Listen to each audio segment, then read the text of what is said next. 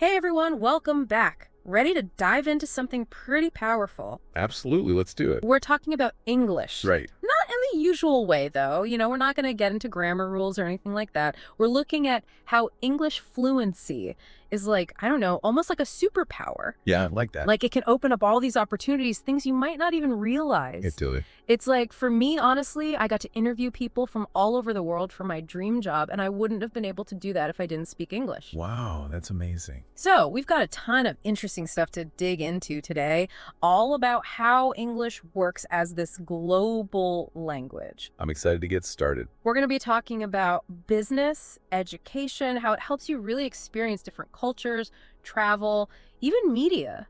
It's amazing how much English touches on, really, when you think about it. So one of the first things that our sources kept mentioning was this idea of English as a universal currency, which I thought was really interesting. Yeah, it's a great way to think about it. It's like, just like you use, say, US dollars in a lot of different countries, English lets you communicate and do business across borders. Right. All those international companies, the global trade, it all depends on people being able to understand each other. And a lot of the time that means speaking English. Exactly. And the sources really highlighted that if you're fluent in English, it can be a game changer, especially in the job market. Like imagine you're trying to get that dream job, maybe at a global tech company or working on some big international research project. Yeah, English could be what gets you there. Exactly. I mean, one of the sources even said something like, just like how you can use US dollars in so many places, English lets you navigate the world of business, connect with people from all these different backgrounds. It's true. It really highlights how English isn't just about, words themselves, but access, connection, opportunity, all of that. It's a powerful tool. And it's interesting how our sources talk about education because they use this really cool analogy of a ladder. Oh, yeah, I remember that. So like each rung on the ladder is like a new level of opportunity. Like the higher you climb, the more you have access to. It's a really powerful image. And the sources talk about how things like studying in another country, getting scholarships, even just like connecting with the best universities in the world. It's all about climbing higher on that ladder. Right. So where does English come in with all of this? Well, the sources seem to agree that being fluent in English can make those top rungs a lot easier to reach. Oh, interesting. How so? Well, think about it. A lot of the top universities, research institutions, they all mainly use English. So if you speak English fluently, You've got a much better chance of getting your foot in the door, regardless of where you're from or what your background is. yeah, exactly. And one thing the sources did point out was that it's not always a fair game.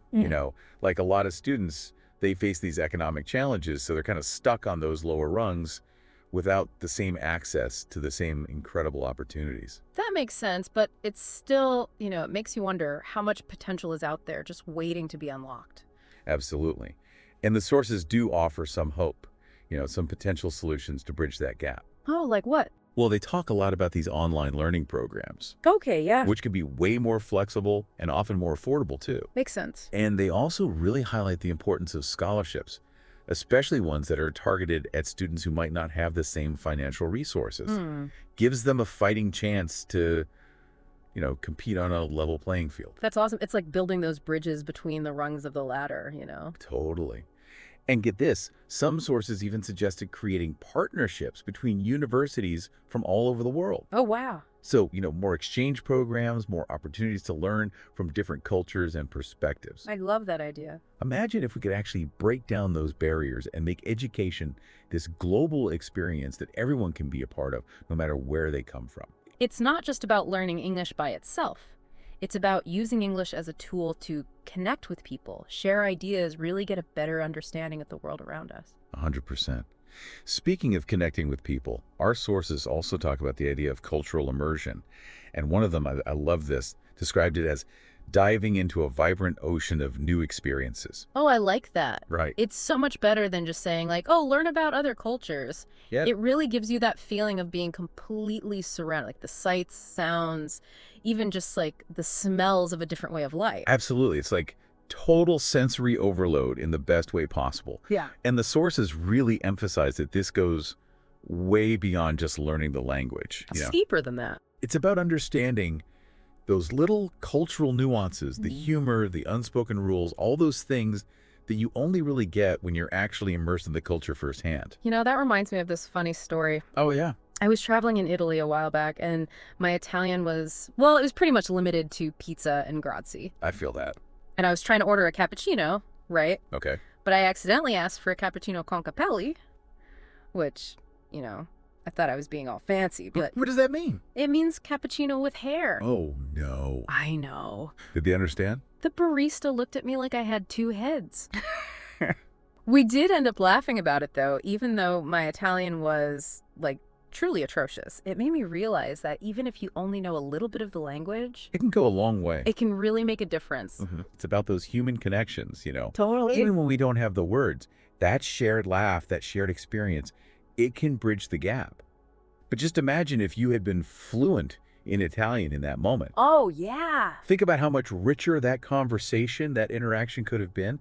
The sources really highlight that the deeper your understanding of the language, the deeper your connection with that culture can be. It's true. It's kind of like, you know, dipping your toes in the ocean versus diving headfirst into the waves. Oh, I like that. One gives you a little taste, but the other one is like that full-on sensory experience. Exactly. Mm.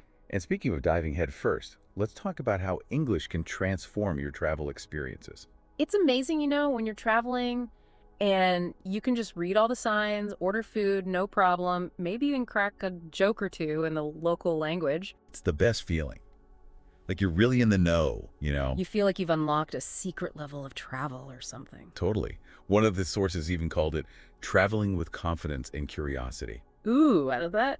Yeah, I thought it was a really good way to put it. It's like when you speak the language, you're not just, you know, a tourist. You're actually a participant. You're really getting to experience the culture on a deeper level. Exactly. You're not just following a tour guide around, you know? Right. You can actually talk to people, find those hidden gems, maybe even make some new friends along the way. Exactly. Yeah. Although, you know, let's be real for a second. Not everybody wants to become fluent in every language they encounter when they travel. True. Some people, maybe even you, are just trying to, you know, pick up enough to get by, navigate a vacation comfortably. Oh, for sure. And there's absolutely nothing wrong with that. I still remember how good it felt to finally order a croissant using my really terrible French accent. Hey, a win's a win. Exactly. Every little interaction, no matter how small, it all adds up, makes the whole experience richer, you know? I totally agree. But having said that, you know, it's hard to deny that the more effort you put into learning the language, Oh, yeah. the more rewarding those experiences become in the long run. 100%. It's like the difference between, I don't know, watching a documentary about a place versus actually going there. Ooh, that's a good analogy. One's like a glimpse, the other one is like the real deal, you know? And English can often be that, like, passport to those deeper experiences. Speaking of which, one thing that our sources talked a lot about was how much English dominates media, to the point where one of them even called it a global megaphone. It's true. I mean, think about it. You've got Hollywood movies, you've got chart-topping music, best-selling books. English reaches pretty much every corner of the world through these things. That's cool. Like this invisible web connecting us through stories, shared experiences, that kind of thing. It's true. I've definitely bonded with people from completely different cultures over a shared love for a TV show or a band. It's amazing how that happens. It's really a testament to how powerful storytelling is, Absolutely. no matter what the language. Having said that, you know, this whole global megaphone thing does raise some interesting questions about cultural influence. Yeah, like what? Well, you know, if English has this huge platform, it could drown out other voices, especially from cultures where English isn't as prevalent. Right, right. It's almost like one perspective might become dominant, kind of overshadowing others. Exactly. Some of the sources were actually concerned about that this dominance of English could lead to a kind of cultural homogenization where everything starts to look and sound the same. Which would be a shame. Right. Right. So while we celebrate, you know, how English connects people all over the world, it's also important to make sure that, you know, we're hearing diverse voices, celebrating all those different cultures and stories. 100%. It's all about balance, isn't it? Celebrating that connecting power of a global language, but also, you know, valuing and promoting all those beautiful differences. Absolutely. Wow, this has been fascinating. We've talked about how English can be this key, unlocking all sorts of doors in business, education, cultural exchange, travel. But it's not really about the key itself, is it? It's what you choose to unlock with it. Exactly. So I'm curious, what new doors are you hoping to unlock using English? What possibilities are you most excited about?